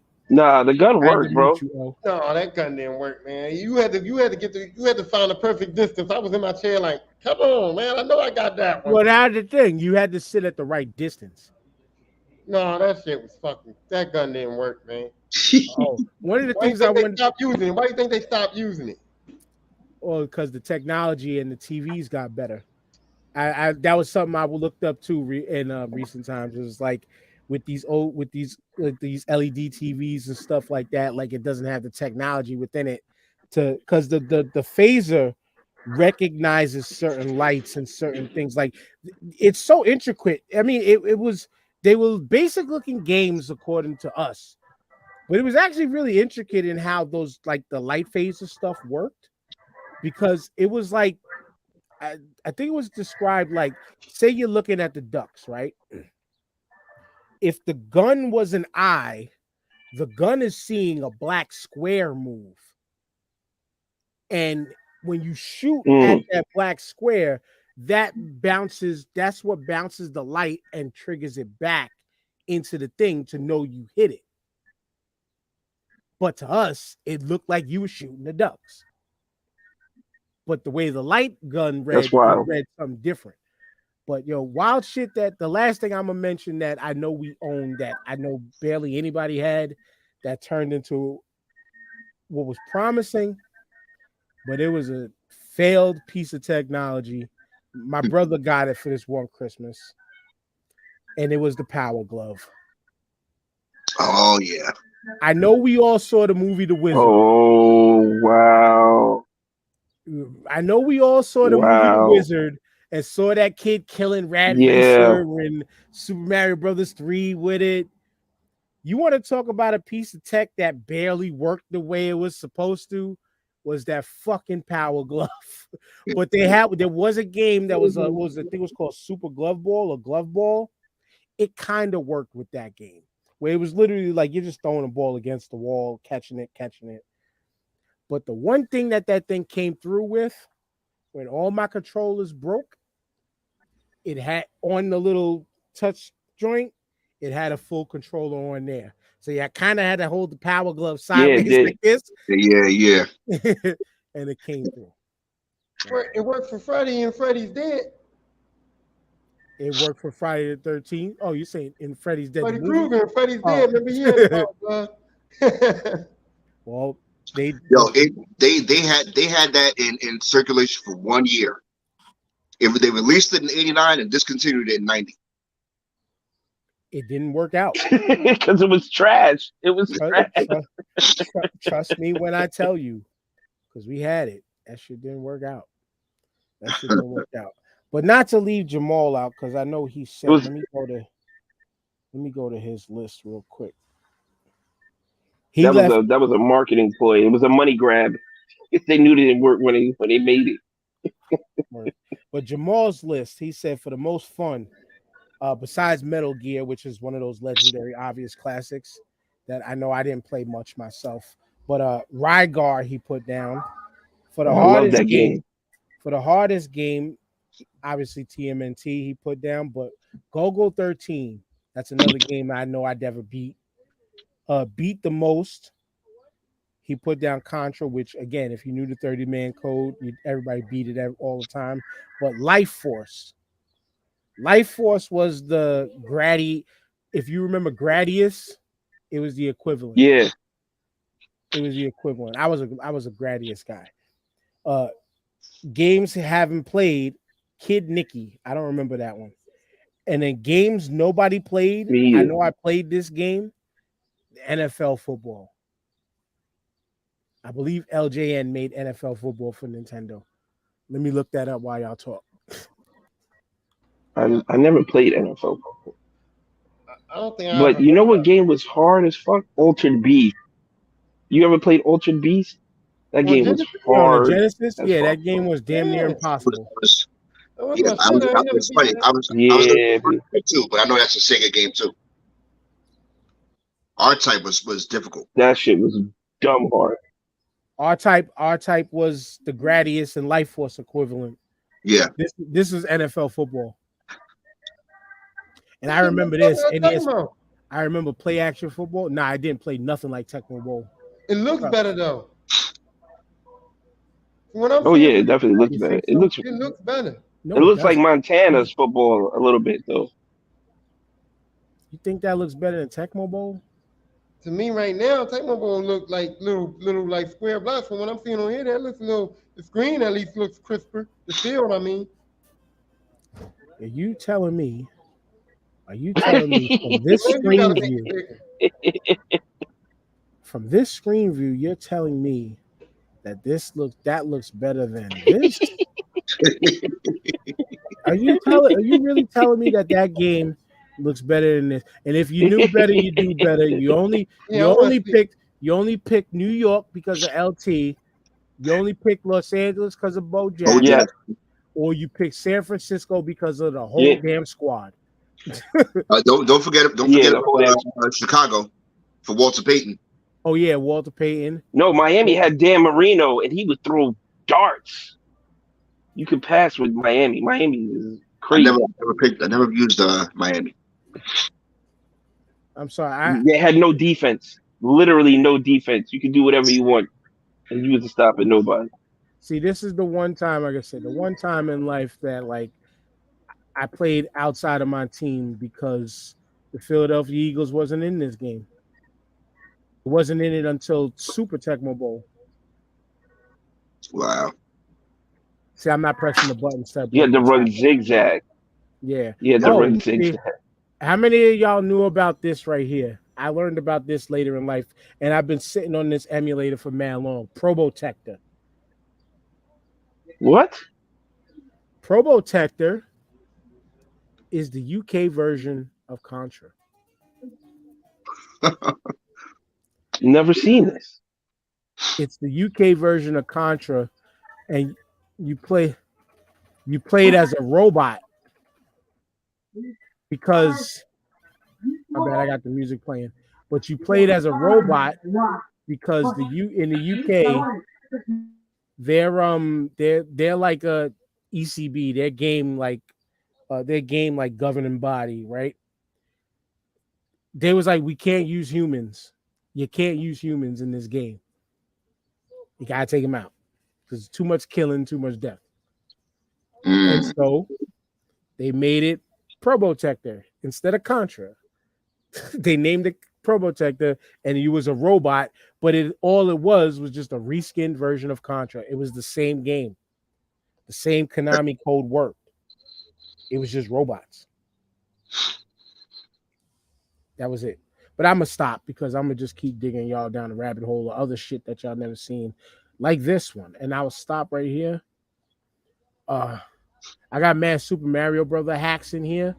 And when I tell you these people out here,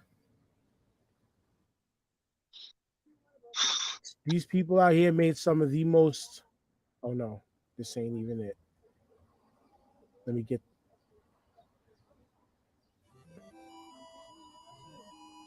Oh, shit. These people made some of the most ignorant, and I mean ignorant. Look at this. Just look at this. Take a guess what that was called. A sperm? Super K times 3. Oh wow. Super That's what I thought it K- was. That's what I thought it KK was. brothers. Wow. He got out of sperm. There was like a He was close. Super Butthead brothers, Super Afro brothers, where they gave Mario Luigi an afro. Like this mad hacks of Super Mario Brothers. That's like you could find like there's probably ones that run around like dildos, pairs of titties. Yo, the homebrew setup of gaming over the years, ridiculous, man. But we're done. I feel like we started off the show rambling, now ending the show rambling. But we're not gonna ramble no more. Tyrone, you know what to do. Um, I'm just realizing that since being on this show, I'm realizing that my childhood was pretty sad. You know, every time we talk and y'all go back to reminiscent shows, I'm like, damn, I never played Zelda because you know, I'm bring up stuff. I'm getting bad memories. You did it to yourself, Tyrone. You did it to yourself, homie. But Your no, but childhood this was bad because you episode wanted it to be bad. no. But this You was a good. ruined your own childhood. I like talking about the video games, like you said. This is a topic we can go on with forever. But I like reminiscing, and I might have to break some of the Nintendo shit back out because I want to see what that Festa game is about. You missed out. You missed. Yeah.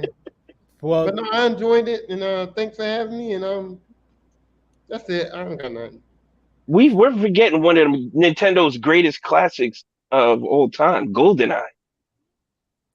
That's got to be in the pantheon of goats for games.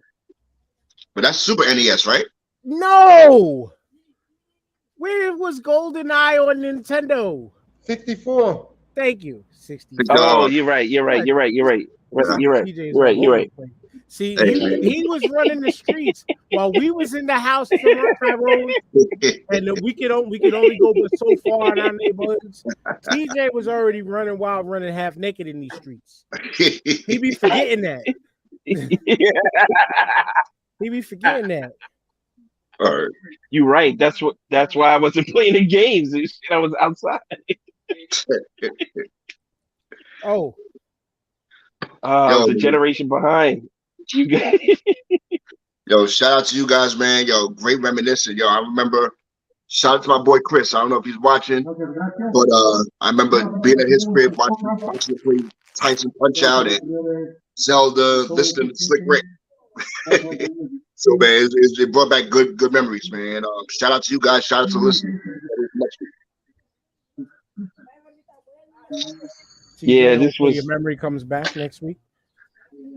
Yeah, this is this was a lot of fun. And you're right, Dan. I was probably outside in the streets for a good portion of that. You were talking about the early '90s? Yeah, I was outside. I graduated high school in '91, so I was definitely outside.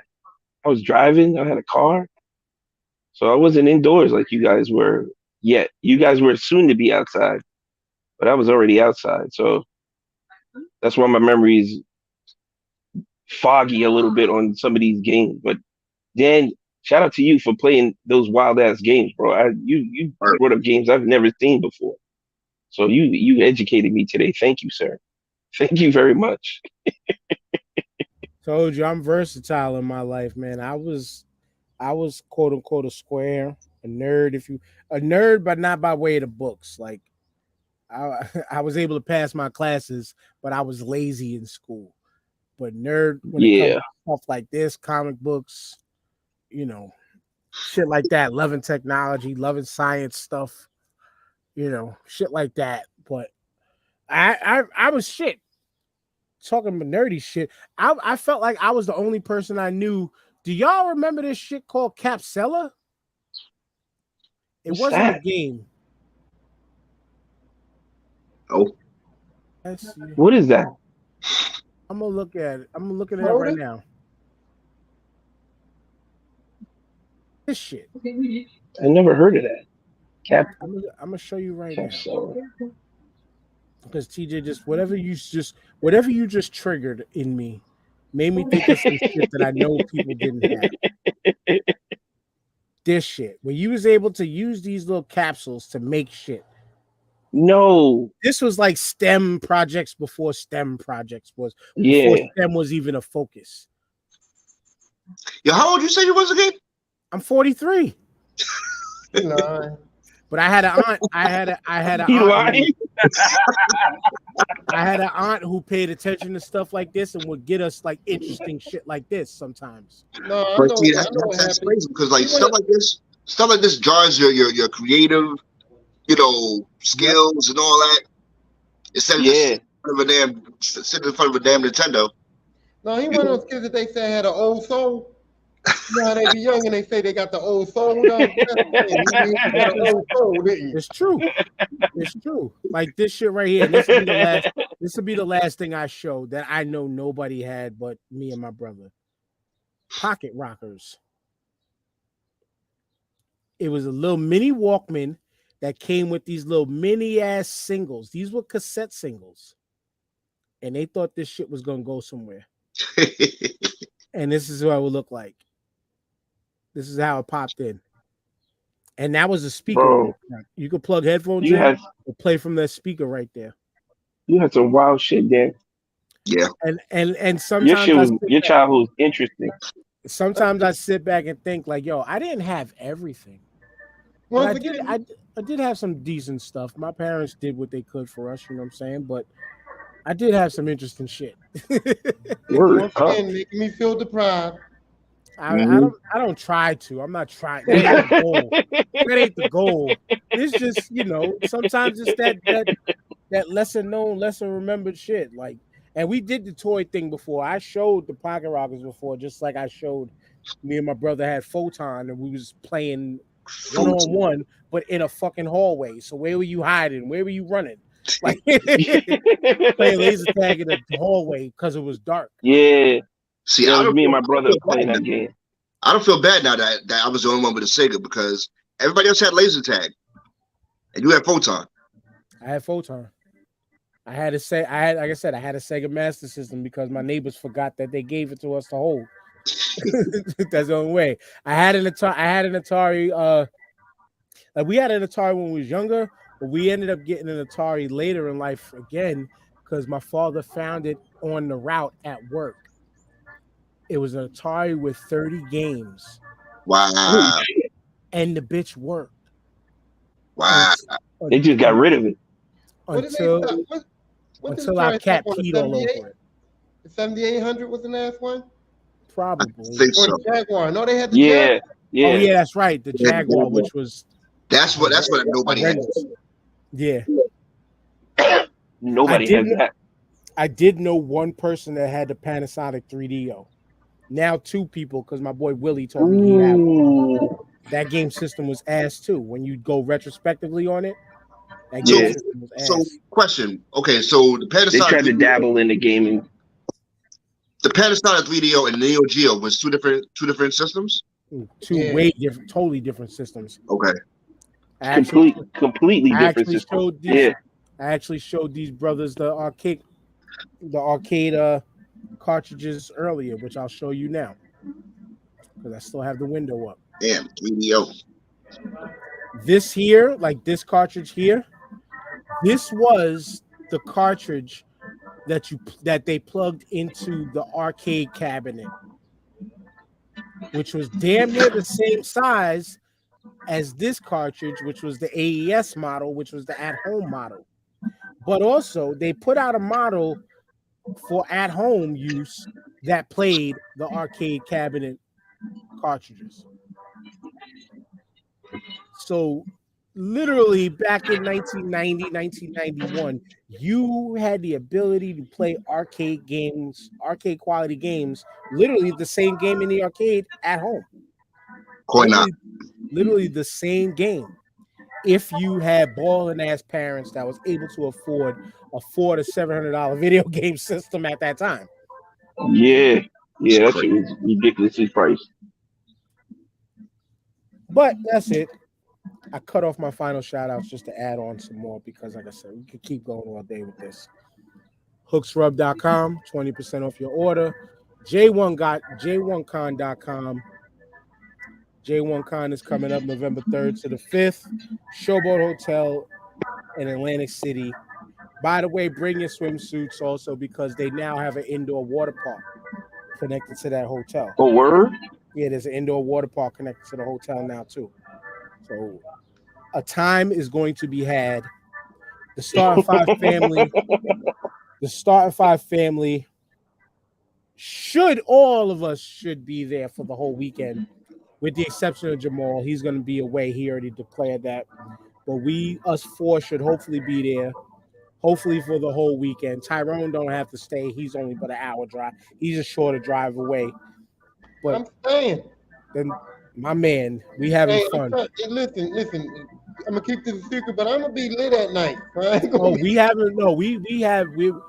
I mean, we always. TJ was there with me last year. We had a good time the one day, but we're gonna make sure.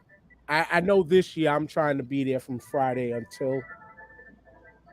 Because I haven't done nothing. I haven't done nothing all year. Go home after that. I'm with you. I'm with you. I've literally done nothing all year so far, other than family. I haven't had one friend get out yet this whole year. And Dan, that show we went to afterwards was wild at the J1 Con last year. With the Stereo Titans. Oh my God. But we would have. And then they had that. We were having more fun watching these motherfuckers dance though. That was the fun shit. Oh no, it wasn't the Stereo Titan show. No, when they were the party, the DJ, and then didn't the chicks like get like half naked? There was like a burlesque show. Remember that they had a burlesque show at the end. Yeah, and the chicks was They did have that. Chicks was running around with the titties out and everything like that. It was crazy. But it was crazy in burlesque fashion, so they weren't fully butt naked. You know, they had pasties. No, they weren't fully butt naked. Things like that. Yeah, but yeah, J1 Con is a good time. If you didn't hear TJ say it, so make sure y'all are there. We're gonna be there. I'm gonna be definitely. I definitely want to have some fun, but I'm gonna be in my brain work mode because that's a business trip to me. On top of trying to have fun, it's a business trip. Making sure the Black Finity Gauntlet goes off the way it does. Making sure if Jason needs me for help for anything, I'm there. Because that brother always extends himself to us all the time. All the time to make sure that we are part of whatever he got going on, man. So be on the lookout for that. More guests to come. Shout outs to the people that I got a part of the panel so far. The homie Decent. Shayna Hill is driving up from Maryland to be a part of this. The homie Brian and Kyle from the UWO podcast, which we've had Brian on this podcast several times over. They're making the drive down from Rhode Island to be a part of this joint. It's going to be fun. Tyrone made the announcement that he's going to be there, but as I told him, you're a part of the Star 5 podcast now.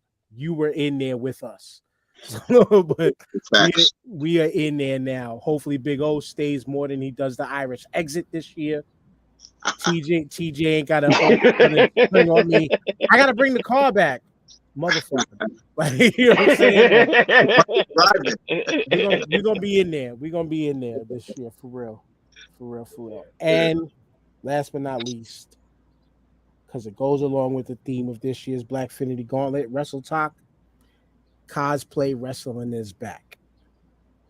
Cosplay wrestling is back. And that's a fun show to watch. The cosplay wrestling. So November 3rd to the 5th, J1 Con, be there. Peace.